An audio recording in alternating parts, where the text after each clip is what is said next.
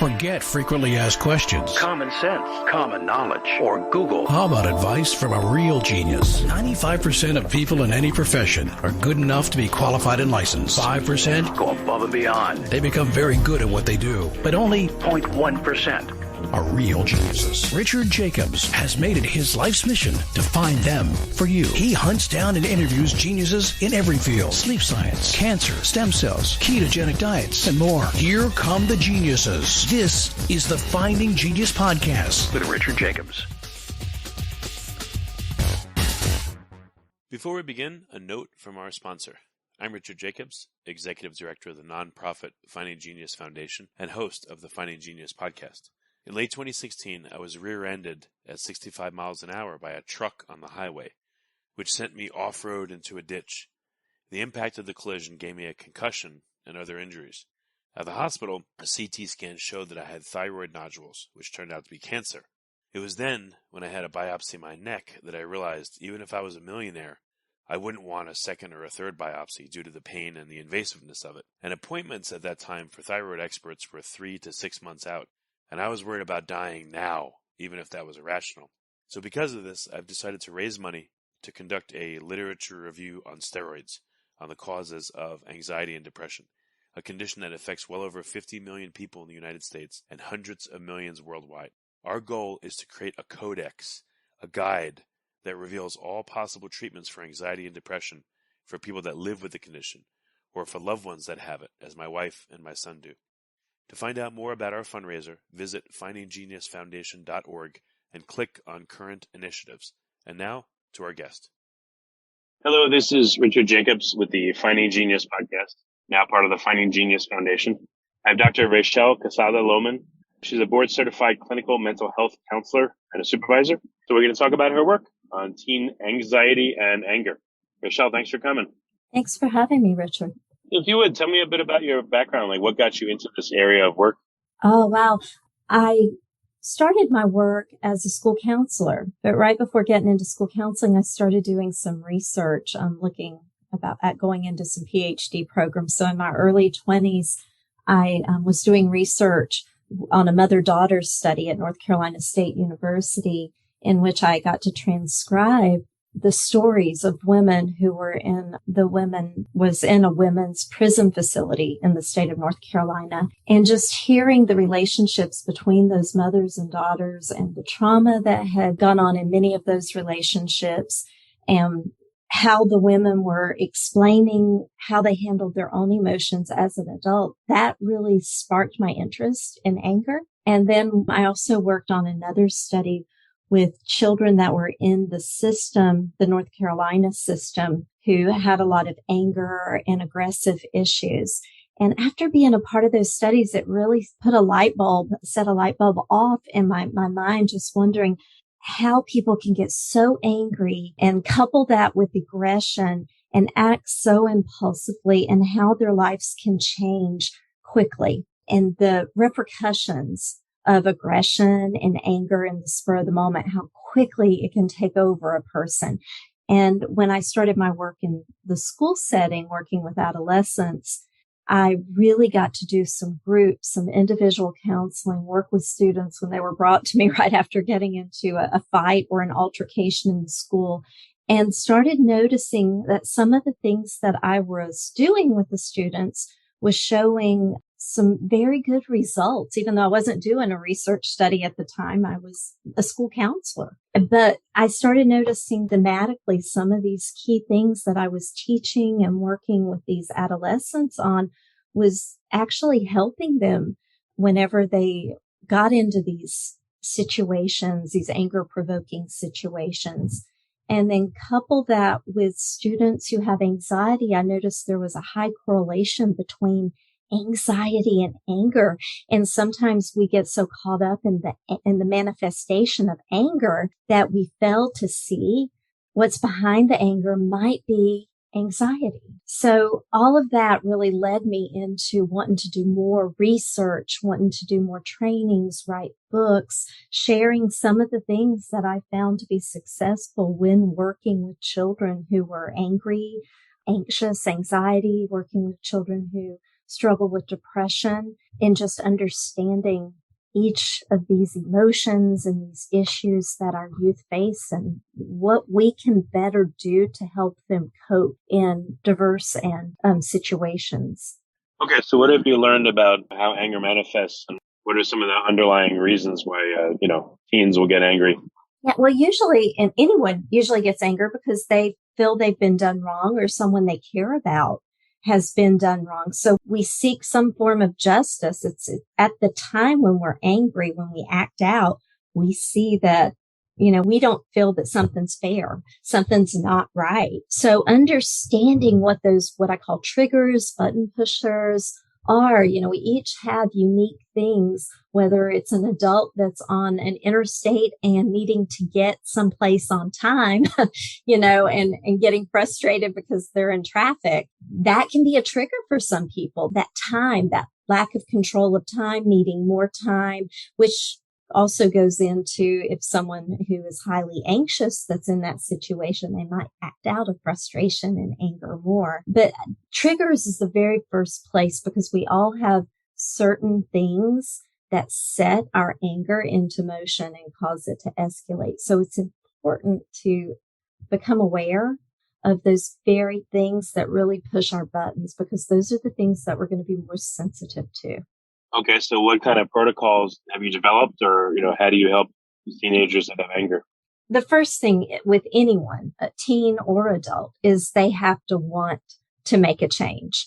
So they have to see that anger is interfering with their lives or impacting them in some way. If someone doesn't want to change, they don't see that they have the problem. It's everyone else that has the problem. It's really hard to make success. So first there has to be a buy-in, if you will. So once someone realizes, my anger and my short fuse has really caused me a lot of problems in my life. And I don't like how I feel when I feel out of control like that. Then you can start the next step, which is what I call that awareness phase. We've got to, figure out what kinds of things trigger your anger, sets it into motion. How do you react when you're angry? Some people are not physical. They're not aggressive. Like you can be angry and not aggressive. And vice versa, you can be aggressive and not angry. But what behaviors do you usually do? Are you a yeller? Do you throw things? Do you scream? Do you hold it all in to the point where it just eats away at you? I remember being at a conference one time and a college student came up to me and said, I really struggle with anger, but no one even knows it because I've always been told that I'm really calm, laid back, but I just hold it in and it just bubbles up inside me. And after talking with this individual later on, she went on to tell me that she engaged in some self-harm. And that was her means of releasing the anger that she felt inside that she didn't release externally. So there's also this understanding that there's a way that people hold it internally in, even though on the outside, they seem like they've got it all together. They're pretty calm in situations. So I think not making assumptions about what anger looks like, because it really can look like different things to different people. It really is in the eye of the beholder. The main thing is does it affect their functionality? Clearly it was affecting this student's functionality and that she was self-harming and she didn't know what to do with the intensity of the emotion and the anger that she wanted to, express. But instead people were taking advantage of her, running on top of her, if you will, because she appeared to be so calm in nature. We also, the stereotypical version of anger, you can picture the Incredible Hulk. We can picture, people to go through this transformation and have all this energy and all this power. We know what anger looks like, from media, from fight to different things. So that's more the stereotypical type of anger that we understand, but there's also the silent anger. So once they begin to realize how they behave when they're angry and also what they want to do differently, what is it they don't like about how they're currently behaving and how it's affecting them, whether that be, they're dismissed from school a lot, they're becoming more dismissed meaning expelled because of altercations and getting into trouble. How is it affecting them and what do they want to change? And then the next thing is helping them understand what anger is doing to them. And that can be through physiological components, how their body responds to anger. And this really becomes a teaching component of what I do. It's teaching them about the fight, flight, or freeze stress response that our bodies go through. And consequently, our bodies also go through these responses when we're anxious. It's like our natural desire to avoid a threat or to see what's, if we perceive something as a danger, our bodies flip the switch of the fight, flight, or freeze stress response. And if they're a fighter, they're going to engage in the situation, which can lead to some serious consequences. So just teaching them what's going on in their body, where they feel anger. Some people I've seen break out in rashes all the way up and down their neck whenever they get angry. You can see people's muscles begin to tense and flex. Their pupils become dilated. Their hearing becomes sharper. The blood pressure rises, like the body is preparing because it perceives a danger. When the body is constantly going through this, when a real danger isn't present, this is actually detrimental, for us to go through all of these chemical changes in our body at one time. So that psychoeducational, that teaching component of anger and letting them begin to recognize how their body's responding when they're starting to get worked up. I call it up the ladder, up the anger ladder. What's rung number 1? What's rung number 2? So they can begin to be more aware. That's really the key, is this self-awareness. What's going on, like talking to your mind and your body at the same time instead of just letting our emotions take over. Before we continue, I've been personally funding the Finding Genius podcast for 4.5 years now, which has led to 2,700 plus interviews of clinicians, researchers, scientists, CEOs, and other amazing people who are working to advance science and improve our lives and our world. Even though this podcast gets 100,000 plus downloads a month, we need your help to reach hundreds of thousands more worldwide. Please visit findinggeniuspodcast.com and click on Support Us. We have 3 levels of membership from $10 to $49 a month, including perks such as the ability to see ahead in our interview calendar and ask questions of upcoming guests, transcripts of podcasts you're interested in, the ability to request specific topics or guests, and more. Visit findinggeniuspodcast.com and click Support Us today. Now back to the show. What does that mean? So when you start to get angry, what can you do to help yourself so you don't get extremely angry, let's say? Absolutely. And I probably heard, let's count to 10. Well, there is power in breathing, and teaching someone how to just take a few deep abdominal breaths and kind of get that blood circulating, get that oxygen into the bloodstream, to calm oneself down. If they can get away from a situation, that is best to disengage, to tell themselves, I don't have to deal with this right now. Teach them little cues that they can come up with their own statements like, you've got this, stay in control. Those little things that they can start running through their mind at the time. If they are a quick reaction person, the best thing to do is try to get away from the situation and put some space in between the situation, so they don't quickly react. If it's aggression, it's known as reactive aggression. But just being more aware, I'm getting angry, I'm feeling this coming on, I need to begin to de-escalate, I need to take some deep breaths, I need to remove myself from the situation. Let's say if it's a kid, they see something on social media, instead of firing back when they're angry, learn to put the electronic device down, step away from it, go get some fresh air, go for a run. These are important things that, unfortunately, in today's society, we stay engaged in the situation, and we need to learn how to disengage. And one of those forms of engagement is through technology and electronic means. What do you mean, engagement or disengagement? I don't understand what you mean. How does electronic anything interact with this? What do you mean? Well, kids use a lot of their time on social media, of time on social media. So whenever they're on social media, if someone's provoking them, or if they get upset, or if there's a breakup and they engage in that conversation and they keep going back and forth, it's hard for them to pull away sometimes, but they need to learn those skills to just put it down, move away, take a step back, take a deep breath, put some time between the situation, because oftentimes they're not thinking through what they're firing off to a friend or an ex-friend. And that's really important. And we've got to do a better job of teaching them those skills, because the consequences sometimes really outweigh the benefits of staying in that conversation that's causing the difficulty. If you like this podcast, please click the link in the description to subscribe and review us on iTunes. Okay, so any examples of kids you worked with and how they were upset about a certain thing and help them to resolve it or reduce it? Any specifics you have? Without names or anything. Yeah, absolutely. Whenever kids are thinking back to when I was a school counselor and kids that would come to me, that would get a message or a text, or other kids would be talking about them, or they would be excluded from a situation, coming into the office just really mad. And it's happening right there in the very school day, because social media is 24/7. It's live and they're going back and forth. So it interrupts the school environment and they're all upset. But you don't know if they've really read the context, how they've read into the context of the information that was presented. So then you're having to engage in a situation where you don't have all the information as a counselor, but you've got a student who's upset enough that they cannot stay in the classroom over this type of, or lack thereof, communication that's going on. So you're having to coach them on, well, have you talked to them? It's only what's on the screen right now. But let's, take a deep breath.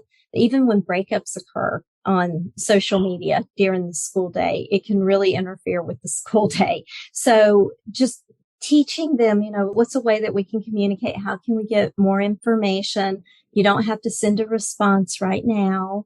You can put some time in between this. They don't have that automatic know-how to do some of that sometimes, because they're so caught up in the moment that it's hard for them to pull themselves away from it. And unfortunately, social media with teens can cause a lot of miscommunication. Okay. Yeah, I'm not sure what that means. So what should teens do? If they're mad because of social media, if they're mad and they go on social media, what are some of the dynamics here that will be helpful to them that they could watch? I think teaching them to, whenever something happens, to make sure they have all the facts, all the information, that they're not misreading. And a lot of that can be done in the form of educators doing classroom lessons, giving some examples to students, like what would you do in this situation, and helping them walk through that, because oftentimes they're in these situations for the first time. It's also important for parents to practice those skills. Those are called executive functioning skills. So they can begin to work through, if I was in this situation, here are some things that I could do. If I get upset, like I mentioned, put the phone down. Don't respond. The same thing for adults. If you get an email that irritates you, you don't need to fire one back off. Especially if you're at work, you need to put some time and some space between you and the situation. 10 minutes, an hour isn't going to matter, but you need that time to calm down versus sending off a response that you have, end up having a friendship break over, or you end up having some work stress that results from it. So I think the key thing is just teaching them, if you will, social media etiquette and how to respond to each other, and that it's okay to put these devices down, take a break from them, clear your head, so to speak, before engaging in anything. And also to be very careful what you put on there. If a kid's angry, they could fire off a threat in an electronic form, and then there it is. And teaching them the consequences of their behavior whenever they're frustrated. That comes not only from educators, but it comes from community members and school officials as well. So just the cycle. It doesn't seem like there's any room for anyone to get mad or have any feelings. Things seem to be characterized as bad if you, microaggressions and all that crap. I mean, it just seems like, again, any display of emotion seems to be demonized. So how do people function in that kind of world?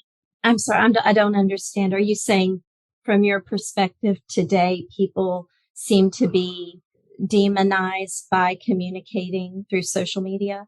No, by having emotions, by getting angry, by saying things, by raising their voice, by anything like that. Yeah. Do you see that in schools? What do you see? Emotions are emotions. We feel how we feel.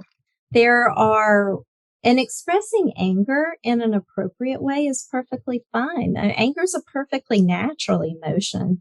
Whenever we harm someone or we don't act out appropriately, then that can cause trouble, and it does have consequences, and it can have legal consequences as well. So we have to teach our students how to be able to express themselves, use their voice for power and not destruction. If something's not fair, or if someone does someone wrong, hitting isn't the answer to that. There's a more appropriate way that they can advocate, bring awareness to the issue that they feel is wrong, be able to use their voice to express, teach them to use their platform, their passion. That's important. That's what we have to teach our youth.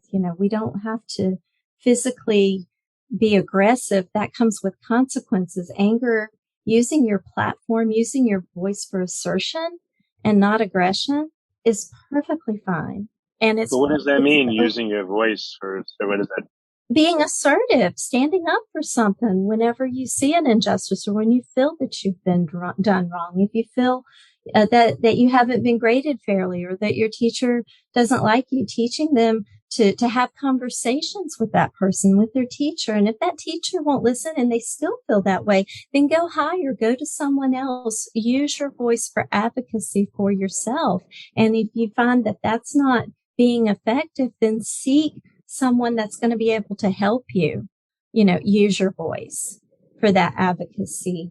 I think we've got to really help our youth understand how they feel. It's perfectly okay to be angry. It's perfectly okay to be happy. It's okay to be sad. It's okay to be annoyed. These are normal emotions. There is nothing to vilify about how we feel, but there is something about how we behave and how we feel and what we do with that feeling. And that's what we're talking about right now is what you're doing with that feeling. And if you do something that is in the form to harm another person, well, that's not going to bode well for youth in life. And we've got to teach them, what do you do with the intensity of emotions? And anger is an intense emotion. What do you do with that? And what do you do if someone's harming you? What do you do if someone's harming you with their behavior? Harming me in what way?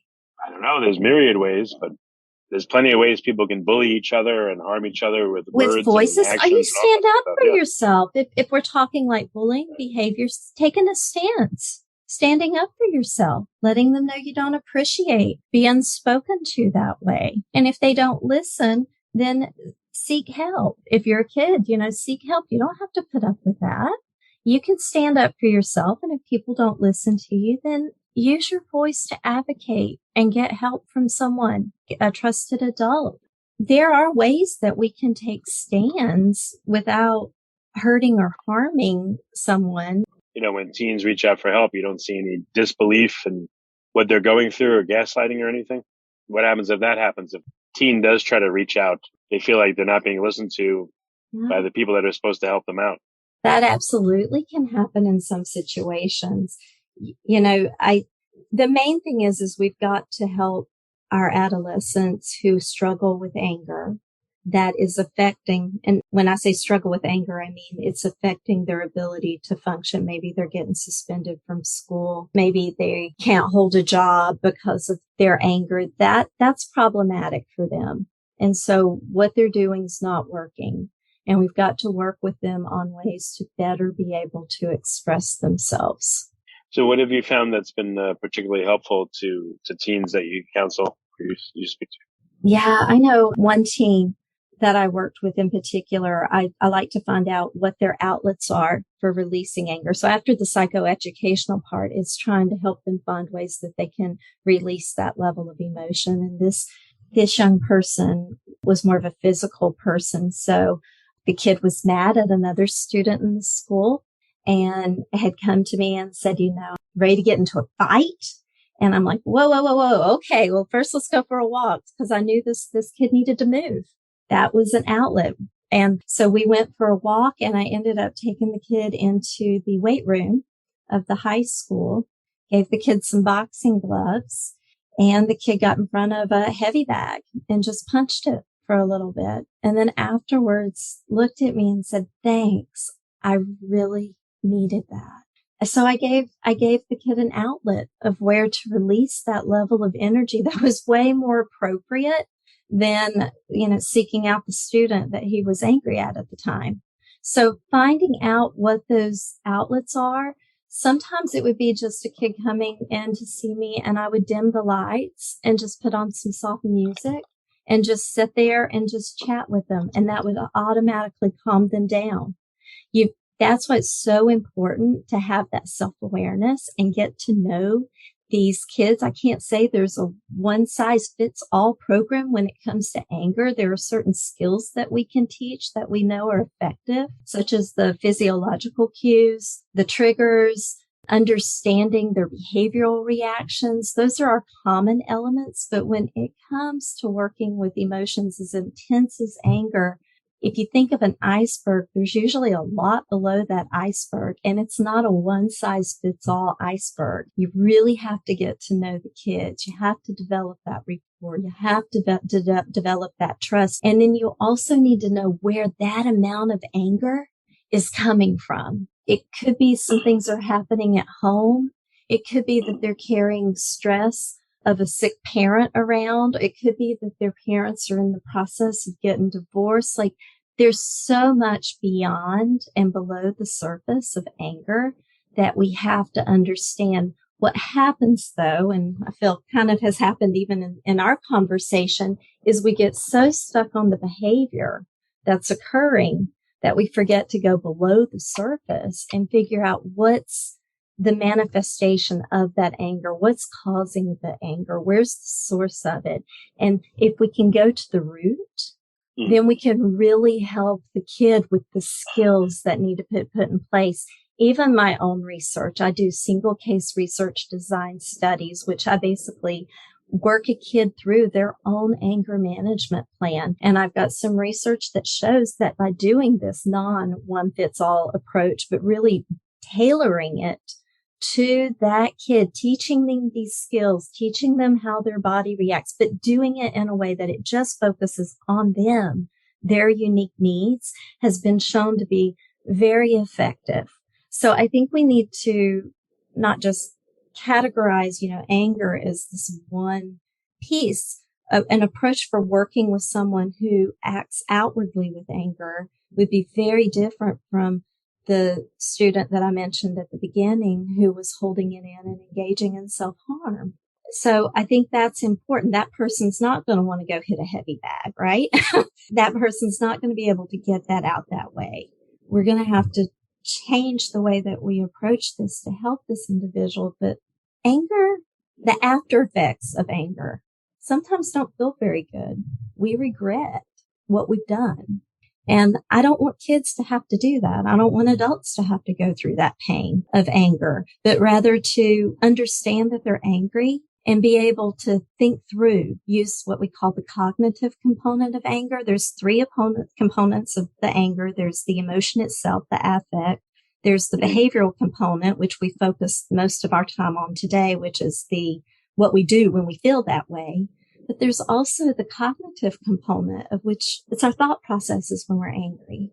And we can definitely help them use keywords like, I've got this, calm down, step away, these go-tos that they can work through a different cognitive process when they're angry, so they don't have these consequences, so it doesn't affect their life. But yet they realize, I don't have to fight my anger. Anger's not the problem. The problem is what I do when I get angry.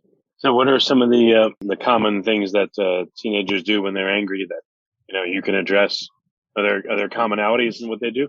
Well, again, it really depends on the individual. The most common thing we see in my work with youth, it's usually problems in the school because they've either been disrespectful and spoken back to an authority figure, be a teacher or an administrator, or they've gotten in an altercation or thrown a desk across the room.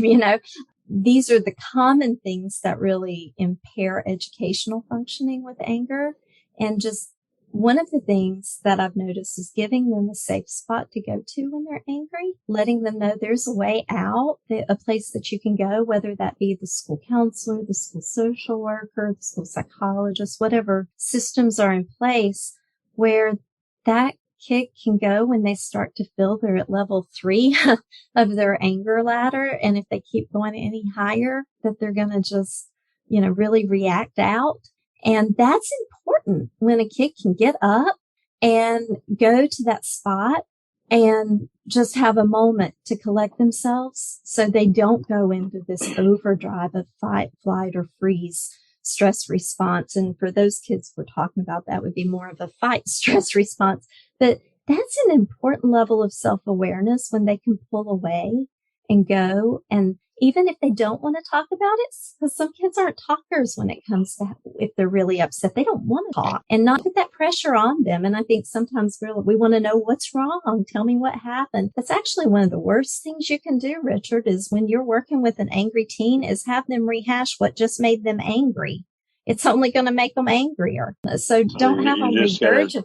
What's that? You got to try to get them to calm down and just talk about it or breathe and then ask them, or at what point do you ask them what the problem is? I wait until I see that their body language has completely changed. So I'd start talking about anything other than what happened. How are you doing? What's going on? Did you do that this weekend? I get their brain on a totally different topic other than. Do they talk to you when you do that? Sometimes. And then sometimes I will just get back to work and say, hey, I'm just going to do some work here whenever you're ready. Just sit there as long as you want. Take a deep breath. And I usually dim the lights. That's one of my go-tos, just to kind of calm down the environment a little. And they eventually will come around. I'm not going to force them to talk to me. I know sometimes when I'm feeling certain ways, I don't want to talk to people. So I give them that respect that, hey, we're going to chill for a little bit and get ourselves back together. And when they start to tell the story or what happened, it's not uncommon to see them start to escalate again. And that's a perfect time that we can teach them, okay, I can see you're getting all worked up right now. Let's not get back to that level. Let's chill for a few minutes. Let's calm back down, take a few deep breaths. Let's just switch topics. We'll come back in a minute. There's no rush. That's very good. Can you tell me about the levels of anger when you get a chance? But keep going, please. Yeah, I think those pivotal moments when you can actually have an angry teen in front of you and you can actually work them through the process so they can feel that they can calm themselves down. They are in control of their actions is really important. The levels of anger, the first would be you start to realize that you're being triggered, that something's irking you. There are so many different words we use for anger. I mean, can you think of a few, Richard? Like when I say the word anger, what other words other than anger come to mind? I don't know, being pissed off. And there's different levels of anger.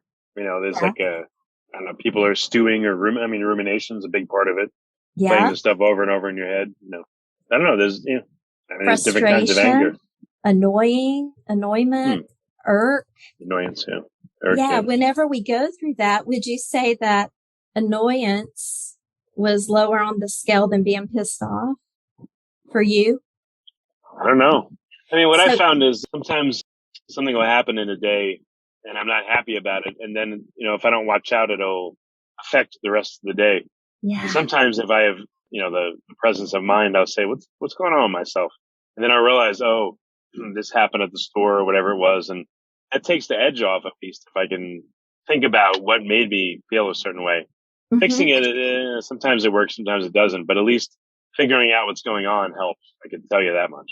Yeah, that awareness of this is what's bothered me and this is what's affected my mood. I like to do a little technique I call shelf it. And basically, metaphorically, things happen in our lives and we don't have to deal with them all. If someone ticked you off, you're going to let that ruin your day. And that's a question you have to ask. So sometimes when something's bothering, I use this in practice too. If something's bothering someone, I'm like, okay, do you really have to worry about that? Or do you really need to resolve that issue right now? Mm-hmm. And 8 times out of 10, the answer's no. Now, there are some things that are going to need to be addressed. Even if we're angry about them, we need to address them, right? But 8 times out of 10, we don't need to address it right then and there. So then I ask, can you shelf that? So I see this as this worry, this frustration, whatever, as almost like a little book that can go back on the shelf for another time if we even need it. But odds are you might not even cycle back to that come tomorrow because you're going to have a whole host of other things that you'll be focused on. And in that other 20% of the things that go on in your life, let's come up with a game plan of when you can say, no, I got to deal with this one. Okay. Well, how do you want to deal with this? What do you want the outcome to be? How can we is that a realistic outcome? And how can we get you closer to that outcome? And sometimes that's just, have you ever been in a situation like this before in your life? And if the answer is yes, well, how'd you handle it then? Oh, I didn't handle it well. Okay. What did you do? Because we don't want to do that again. So it's empowering, but again, it's individual need, makes sense. What's worked in their life, what hasn't worked. If it hasn't worked, let's not go do that again. If something's been effective, then how can we apply it? What about another side of this? If you're in school or on a date or whatever it is, you're interacting with somebody and you can see they're getting pissed off. What can you do to help the situation so that you're not on the receiving end of, someone's anger? Yeah, well, it depends on how well you know the person, but I could say, I can see you're really getting worked up right now. What can I do to help you out here? Now, if you feel they're angry at you, then, you can call it like it is. I see you're upset. I want us to be able to communicate and try to help walk them down their anger. If they keep climbing, the best thing to do is give them some space. If you notice that it's happening, if you're on the receiving end, you're not responsible for the other person's emotions or actions. But if you see something coming, give space. If someone's angry and you're around them, the worst thing you can do is close that proximity and get too close to someone who's angry because you don't know their style. So you're going to want to give them some space. Okay. Talk calmly. You don't want to go back at them yelling. You don't want to, you want to watch your body language whenever you're around someone who, you sense, that the anger is just radiating off them. Like you don't want to, hold your fist at your side. You want to be very relaxed. You want to seem composed. You also, if you're somebody who's angry, you want to make sure you have a safe way out of the situation. When I do this with educators and we're talking about de-escalation, make sure you're near a door or a place that you can exit quickly if you need to. So you want to give space and you want to have a safety plan for you if you're around someone who's extremely angry. And then kind of walk them through, talk in a calm, soothing voice and model calmness. Let that begin to radiate. If you can use a little humor. That's always iffy. If you're not good at humor, don't use humor. That can escalate a situation. If you're good with humor, you can definitely use it and, apply it to the situation pending who you're having problems with. But the way that we carry ourselves. I would guess also, it would be a mistake for some people. I think some people, when they're confronted with anger, they'll immediately start saying they're sorry, even if they don't even know what's going on. And I would guess that would be, probably a bad trigger as well. It could. Absolutely. That's that part of assertion. If you don't know what you've done wrong and you're near someone who seems to be really angry with you, wait, what do you need to say sorry for? No, I know you wouldn't need to, but do people do? Like, so if you're not the one that's angry, but if you're on the receiving end of it, what are some do's and don'ts? Like you said, don't crowd them physically. Make sure you have a way out, etc. Any other tips or tricks? Yeah, you don't necessarily need to apologize if you don't understand what you've done wrong. Just, Yeah, I've seen it before. That's why I say it to you. I'm going to give you some, I'm going to leave right now. Let's talk later. You're clearly worked up. What can I do to help you calm down? If you want to help them calm down, if you just want to leave, then get out of the situation. Now, if you fear for your own safety, or if you're in a situation where you fear for your children's safety or something, you do want to try to find a safe way to exit that situation and get help. We're talking a lot of hypotheticals, so there's a lot of different ways that situations that can play out. But look, so if you're dealing with high school, I would guess you're going to probably have to advise young guys differently than young women, because young women may be exposed to more circumstances where, if someone gets real aggressive with them, they may not be able to deal with it as a man boy would. I don't know. So I'm just wondering, like in your counseling of people, that's what I was going to ask you is how do you see boys and girls handle this differently? And how should they handle it differently? Well, there's no right or wrong answer on how, other than if they handle it maladaptively, but for how to handle anger, we all experience it. But with girls, what we actually know is there are certain stereotypes that exist, that boys are more aggressive than girls, but we've actually got some research that shows that girls feel levels of anger and aggression similarly. They're unfortunately have been taught by society, through those stereotype norms that they have to hold it in. And I don't think that's necessarily healthy either, to teach them how to express it, where boys have been told that it's more socially appropriate to release their anger, right? So we've got to do a better job on both fronts of being able to talk through, this is anger, perfectly normal. What are some normal ways or healthy ways, if you will, that we can express anger? What are unhealthy ways? What are the consequences of how we express anger? But helping our youth when they're in situations, safety first, for situations where you feel that someone's going to attack you, safety first. You're not going to sit there. If you don't feel safe, you don't need to de-escalate any situation. You need to try to get to safety. That's the very first thing. You've got to protect yourself if you're in a situation where you feel you're in danger. And that's for boys or girls. So if it's just a friendship, though, see what you can do through means of communication and having space and be able to talk, learn how to, talk to your friend at a different point in time, because you cannot reason with anger, not in the heat of the moment. Well, do you see boys handle their anger differently than girls do before they're coached or before they're helped? I think from my experience, I've seen girls hold it in more or express holding it in more than boys, and where I've seen more boys get into fights, but I've dealt with girls that have gotten into fights as well. Again, it's not a one size fits all, and I don't like to put a blanket approach on stereotyping emotions according to gender norms. I think girls have been traditionally taught that it's more appropriate to hold their anger in, not to express it, that's not proper for them to do so. And I don't think that's necessarily healthy either. I think we have to have means of expression, whether it's pounding it out on the pavement, hitting a pillow, going, to shoot some hoops, whatever it is. If we need an outward way to express it, boy or girl, they need to have an appropriate way to get it out and to work it out. I'm not saying they don't need help. I'm just wondering, again, what do you see, how they manifest it differently? That's all.